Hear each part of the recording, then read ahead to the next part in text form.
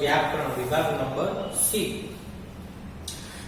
આમ તો એ બી એ પ્રશ્નોના વિભાગ છે. એ એટલે કાવ્ય આધારિત 20 માર્ક્સ, બી એટલે પાઠ આધારિત 20 માર્ક્સ, સી એટલે વ્યાકરણ વિભાગ કુલ 20 માર્ક, ડી અને ઈ બરોબર એ પાછા 20 એટલે એમ કરીને 20 કરી અને 20 ને 100 માર્ક્સનું પ્રશ્નપત્ર હોય છે. એની અંદર આપણે ગુજરાતી વ્યાકરણની અંદર આજ પ્રથમ મુદ્દો સમાનાર્થી શબ્દો અને બીજો વિરોધાર્થી, એ બંને વિશે આજે આપણે ટૂંકમાં માહિતી સમજૂતી કેળવશું. આપણે ગ્રામરના મુદ્દા જોયા છે, વાક્ય વિભાજન, વાક્ય સંયોજન, પદક્રમ, પદ સંવાદ, આ બધા મુદ્દા આપણે પહેલેથી જોતા હોય. પણ આજે આગળથી જેને કહેવાય ને કે આજે વ્યાકરણનો સમાનાર્થી નો ટોપિક આપણે જોઈએ. મિત્રો, ધોરણ 12 ગુજરાતી વિષયની અંદર સમાનાર્થી બહુ જ સરળ પૂછાય છે કે જેના જવાબો અંદર આપી દીધેલા હોય છે. માત્ર ને માત્ર આપણે એને ગોઠવવાના જ છે. આ દાવડા આપ્યા હોય એને આપણે સામે ગોઠવવાના છે સૂચના મુજબ. એક ઉદાહરણ આપું તો પ્રાઇમરીમાં મુદ્દો પૂછાતો જોડકા જોડો. પ્રાઇમરી અને માધ્યમિક સુધી તમે જોડકા જોડોનો મુદ્દો સોલ્વ કરતા આવ્યા છો. બસ સામે જોડકામાં કેમ સામે સાચો જવાબ લખો, એ જ રીતે જોડકા જોડોની પદ્ધતિ નું અમલીકરણ અહીંયા કરવાનું છે. એ જ મુજબ આપણે સમાનાર્થી શબ્દો સામે શોધીને લખવાના છે. આપણે જોઈએ પહેલું સૂચના મુજબ હશે સામે સમાનાર્થી શબ્દો શોધીને લખો. બરોબર, 5 માંથી 4 2 ગુણ આ જ રીતે પૂછાશે. એટલે 1 નો અડધો માર્ક. બોર્ડની પરીક્ષામાં આ જ રીતની સૂચના હશે. સામે સમાનાર્થી શબ્દ શોધીને લખો. 5 પૂછાશે અને 4 ના જવાબ લખવાના. બરોબર, 4 ના જવાબ લખો એટલે 5 નો એક વધે એટલે આપો બેને જવાબ લખી લખાય. અને 2 માર્ક્સ, 2 માંથી 2 માર્ક રોકડો આવે એવો મુદ્દો છે. પણ સામે બરોબર, આપણે એક ઉદાહરણ નમૂનો કરી અને જોઈએ. તમારે પણ મારી સાથે લખવાનું છે. તાસી, ખાવડ, ચોક, કૌતુક અને પાંચમું ભેર.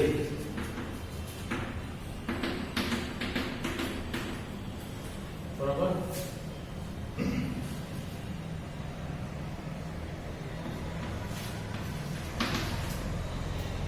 ભાઈબંધ, આંગણું, પ્રકૃતિ,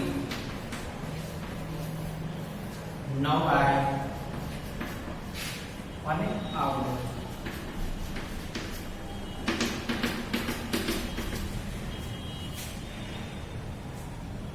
ચોગાન, બરોબર, ત્યાર પછી આશ્ચર્ય, મિત્ર, સ્વભાવ અને હોશિયારી. જોઈ શકો છો આ રીતે આખું ખોટું ચોખ્ખું આપ્યું છે. હવે તમે જો બરોબર, સામે આપણે સાચા જવાબો શોધીને લખવાના છે.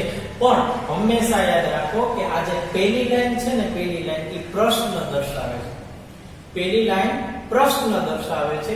એના જવાબ તમારે આની અંદરથી શોધીને લખવાના. એટલે તાસીર એટલે ભાઈબંધ અને ચોગાન નો થાય. બરોબર, ભાઈબંધ એટલે મિત્રતા. તો તાસીર એટલે આની અંદરથી શું થાય તો કે પ્રકૃતિ. બરોબર, અને આની અંદરથી તો કે સ્વભાવ. બરોબર, તો તાસ જવાબ આવી રીતે વળી પાછું તમારે લખવાનું તાસીર. એટલે બીજી લાઈનમાંથી વચલી લાઈનમાંથી જવાબ આવશે પ્રકૃતિ અને છેલ્લી લાઈનમાંથી જવાબ આવશે આશ્ચર્ય સ્વભાવ. ફાવટ, ફાવટ એટલે આની અંદરથી શું આવશે આવડત. બરોબર, અને ત્યાર પછી આની અંદરથી શું આવશે હોશિયારી. તમે જો બરોબર, ફાવટ બીજો શબ્દ છે. ફાવટ એટલે આવડત અને પછી હોશિયારી. ત્રીજો કયો છે? ચોક એટલે આની અંદરથી આવશે આંગણું અને આની અંદરથી આવશે ચોગાન. ત્રીજો શબ્દ ચોક. ચોક એટલે આંગણું અને ચોગાન. બરોબર. ત્યાર પછી ચોથો કૌતુક. કૌતુક એટલે નવાઈ અને આશ્ચર્ય. બરોબર. કૌતુક,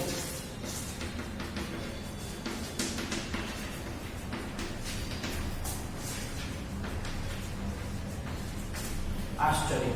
બરોબર. ત્યાર પછી વધ્યું છેલ્લો જે શબ્દ વધ્યો એ આપમેળે ઉમેરી દેવાનો. 4 ના જવાબ લખશો એટલે 5મા નો જવાબ આપોઆપ નીકળી જશે. ભેરુ એટલે ભાઈબંધ અને મિત્ર.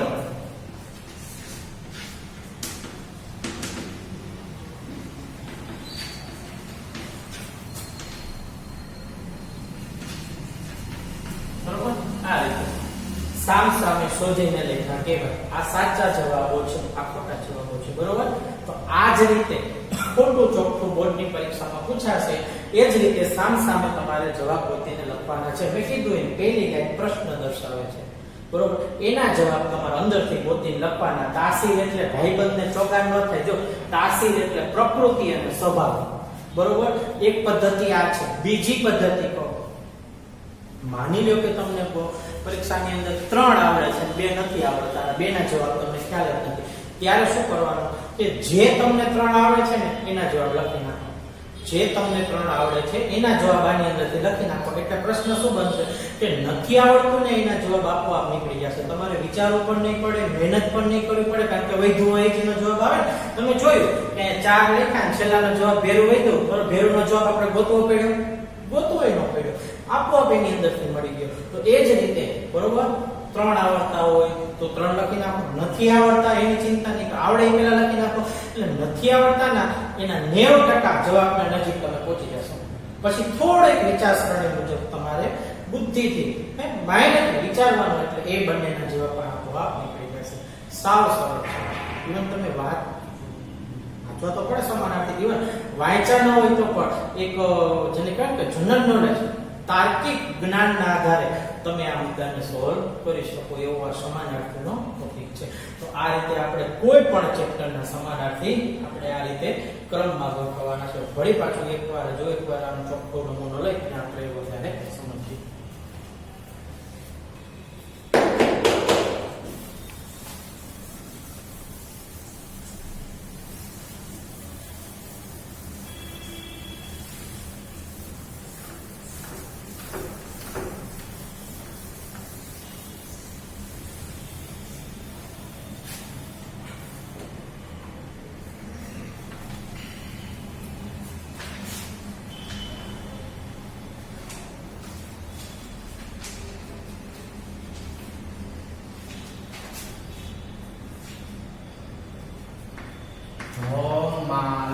બીજો શબ્દ છે માંગલ્ય. છેલ્લું દર્શન કાવ્ય છે એનું છે નસ્વર.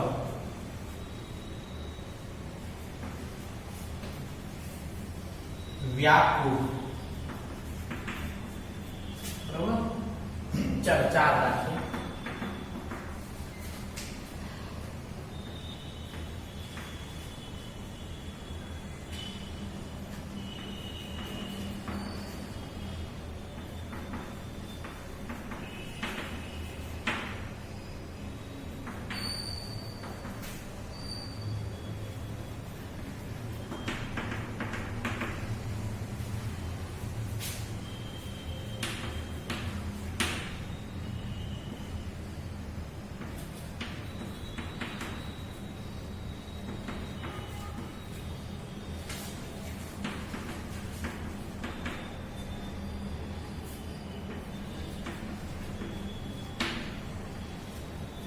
ચાલો જો ધમાલ એટલે નાશવંત અને બાવળું નથી. તમે પેલા પ્રશ્ન વાંચો. ધમાલ, માંગલ્ય, નશ્વર અને વ્યાકુળ. તમે વિચારો ધમાલ એટલે ટૂંકમાં તોફાન મસ્તી થાય. બરોબર. તો તમે વિચારો કે વચ્ચેના પાર્ટમાંથી એક શબ્દ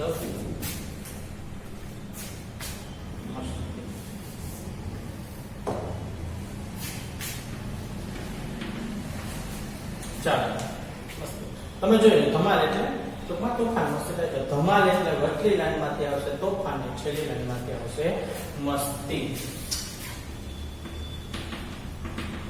ધમાલ એટલે તોફાન અને એની સામે મસ્તી.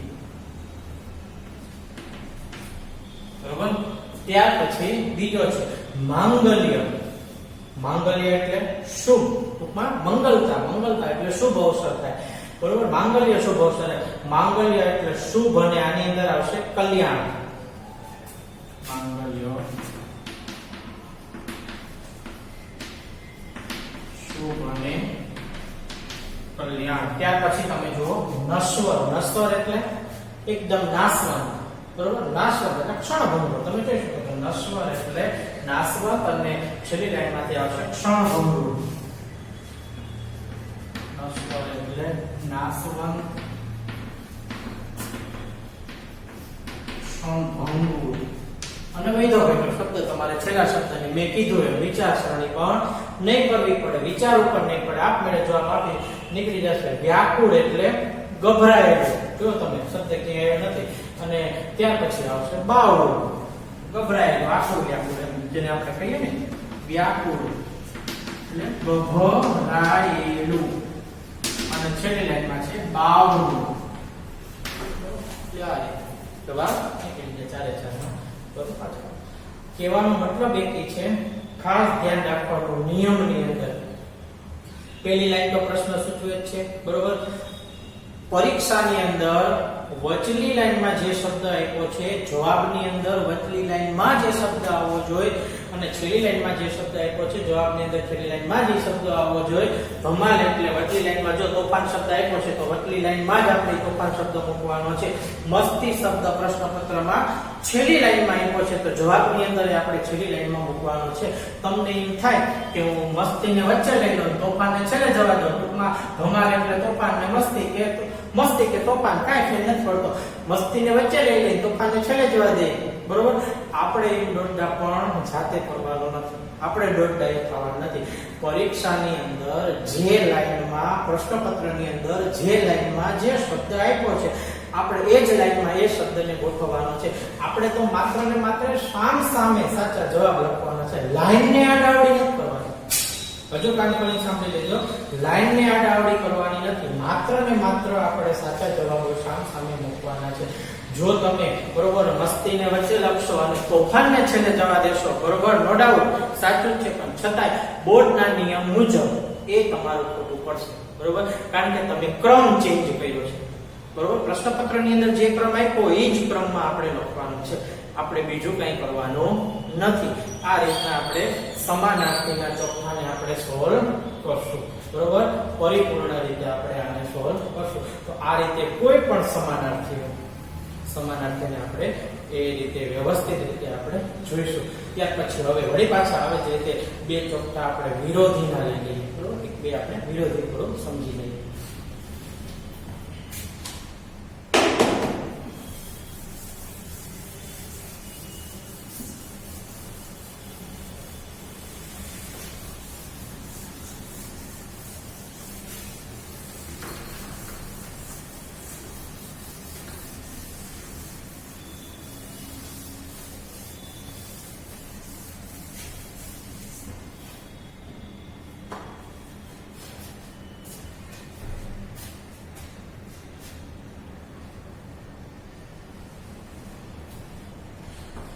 એની સૂચના આ રીતે છે. રેખાંકિત શબ્દને સ્થાને વિરોધી શબ્દ મૂકી પછી કૌંસમાં લખ્યું હોય છે અર્થ ન બદલાય તે રીતે વાક્ય ફરીથી લખો. બરોબર. પેપર સ્ટાઇલની અંદર 5 માંથી 4 5 પૂછાશે. સમાનાર્થીની જેમ 4 લખવાના અને 2 ગુણ 2 માર્ક્સ એટલે 1 નો અડધો. બરોબર.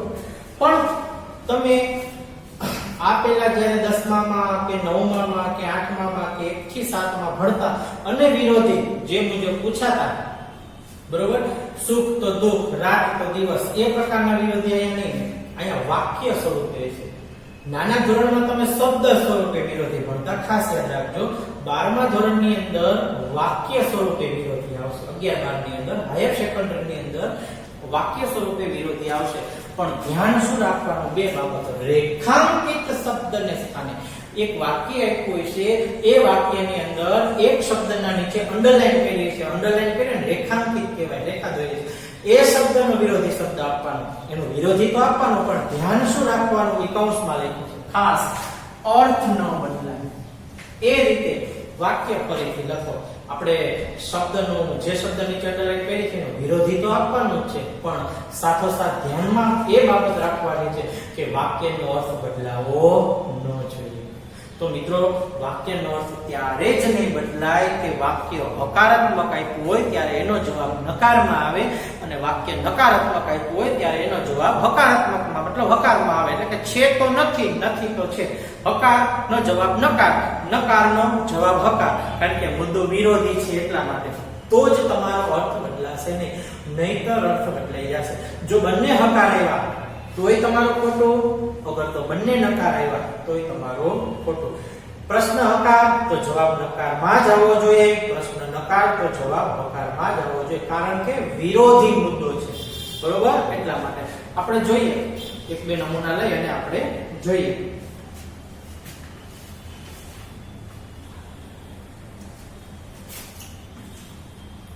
એનું શરીર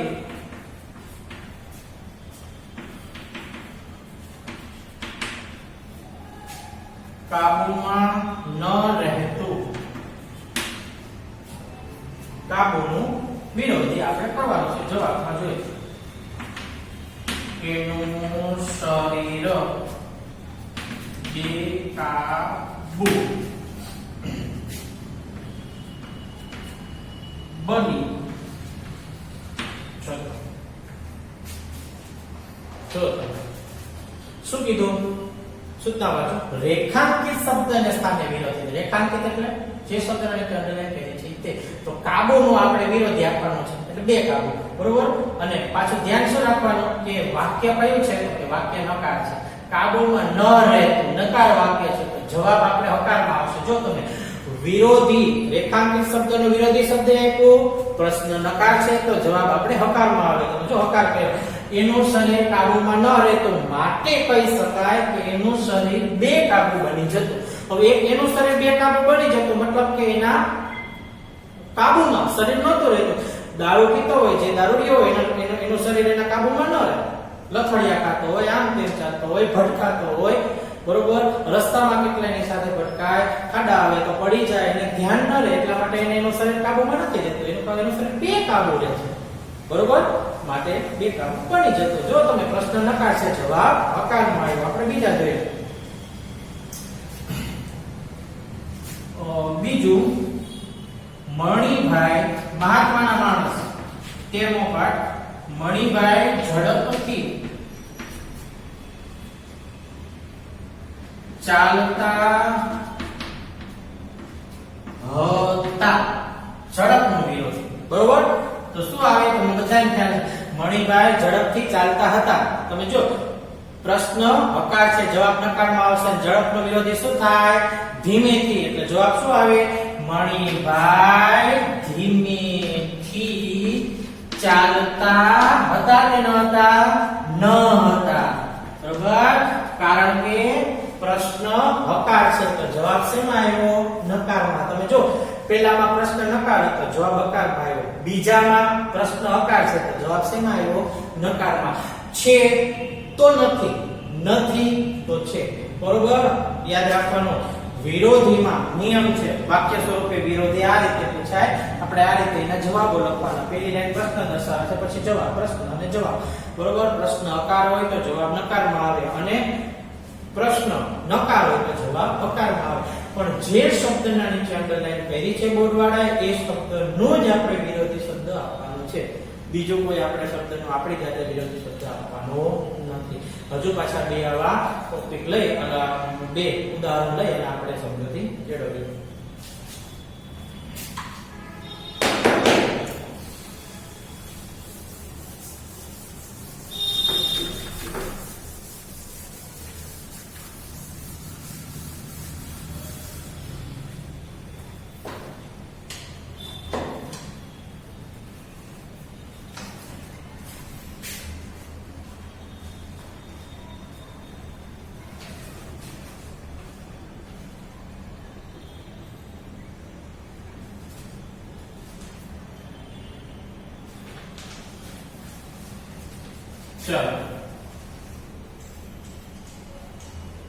સેલ્વી પંકજમનો છે કમાડ એટલે દરવાજો. કમાડ ધીરેથી ખુલ્યા. બરોબર, તમે જો ધીરેનો વિરોધી દેવાનો અને ખુલ્યા દે છે. બરોબર, એ શું છે? હકારાત્મક છે, તો જવાબ નકારમાં આવશે. જવાબ કમાડ ધીમે એટલે એનું થાય ઝડપથી. કમાડ ઝડપથી ન ખુલ્યા. હવે કમાડ ઝડપથી ન ખુલ્યા તો કમાડ કઈ રીતે ખુલ્યા? તો કે કમાડ ધીરેથી ખુલ્યા, ધીમેથી ખુલ્યા. એ સ્પીડમાં, ઝડપથી ખુલ્યા નહીં. પ્રશ્ન હકાર તો જવાબ નકાર, કારણ કે ન. બરોબર. બીજું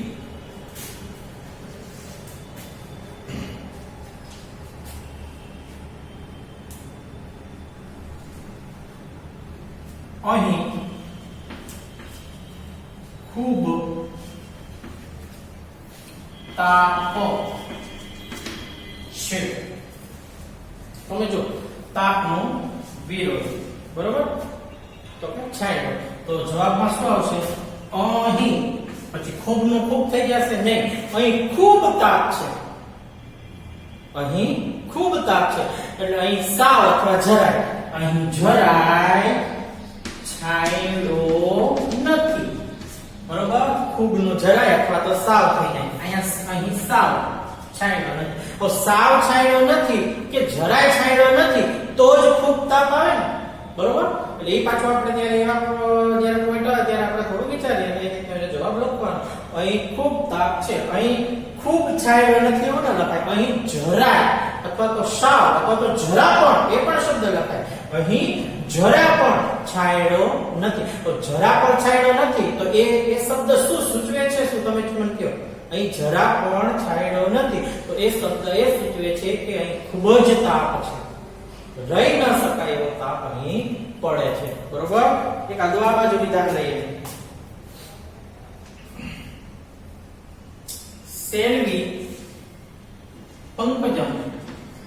સેલ્વી નિર્દોષ હતી. બરોબર, નિર્દોષ ને વિરોધી આપવાનો તો દોષ રહિત. બરોબર, નિર્દોષ. બરોબર, એટલે કે એનો વિરોધી થાય દોષ રહિત. સેલ્વી દોષિત અથવા દોષ રહિત. દોષિત ન હતી. જો સેલ્વી પંકજમ નિર્દોષ હતી માટે કહી શકાય નિર્દોષ એટલે ગુના વગર. મેમ એના ઉપર કોઈ પણ જાતનો ગુનો ન હતો. એને કોઈ પણ જાતનો ગુનો ન કરેલો હતો. એને કહેવાય નિર્દોષ. બરોબર, સેલ્વી નિર્દોષ હતી. એનો જવાબ નિર્દોષ નું શું થાય? દોષિત. બરોબર, દોષિત એટલે ગુનાહિત. સેલ્વી દોષિત ન હતી. વાક્ય હકાર છે. જવાબ શેમાં આવ્યો? નકારમાં. ન હતી. હતી તો ન હતી, પણ ન હતી તો જવાબ હતી. બરોબર, સેલ્વી નિર્દોષ હતી માટે કહી શકાય કે સેલ્વી દોષિત ન હતી. સેલ્વી પંકજમ દોષિત ન હતી તો તે કેવી હતી? તો કે નિર્દોષ હતી. નીકળી ગયા જવાબ. ક્યાંય એનો અર્થ બદલાતો નથી. આ રીતે તમે વાક્યને પરિપૂર્ણ કરશો તો જ તેનો અર્થ બદલાશે નહીં. પ્રશ્ન હકાર તો જવાબ નકાર. પ્રશ્ન નકાર તો જવાબ હકાર. આ રીતનું વાક્યને બંધ બેસતું આપણે કરવાનું છે. આ રીતે આખે આખો ટોપિક વિરોધી. બરોબર, એનો તમારે સોલ્યુશન કરવાનું છે. ખાસ યાદ રાખવાનું કે વિરોધી વાક્ય રૂપે પૂછાશે, શબ્દ રૂપે નહીં પૂછે. આ જ રીતે બોર્ડની પરીક્ષામાં હશે. રેખાંકિત શબ્દની સામે વિરોધી શબ્દ મૂકી અર્થ ન બદલાય. ખાસ યાદ રાખવાનું. વિરોધી મૂકી દેશો પણ જો બંને હકારમાં આવશે તોય ખોટું, અથવા તો જો બંને નકારમાં આવશે તો પણ ખોટું. વાક્ય હકાર હોય તો જવાબ નકાર અને વાક્ય નકાર હોય તો જવાબ હકાર. આ રીતે તમારે સોલ્વ કરવાનું છે.